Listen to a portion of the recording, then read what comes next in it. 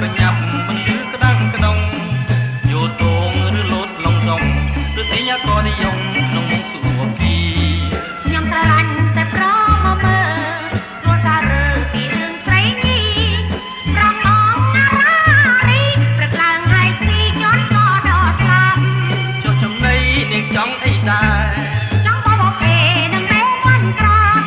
ចង់លវីប្រៃជួរឬសាបតែមិនឆាប់ខ្ញុំលេឲ្យពេញចិត្ត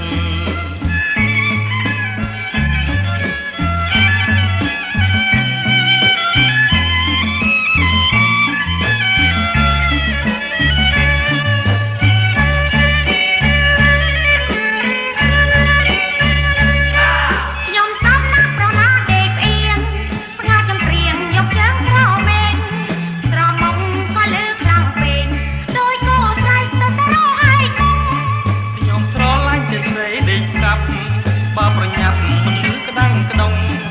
យោតងឬលោតឡងឡងឬទីយ៉ាក៏និយមក្នុងមុខសុភីខ្ញុំស្រឡាញ់តែប្រមកមើលព្រោះសាររើពីរឿងស្រីញីប្របងណារីព្រឹកឡើងហើយស៊ីជន់ក៏ដល់ស្លាប់ចុះចំណៃនឹងចង់អីដែរចង់បបពេនឹងពេលមិនក្រ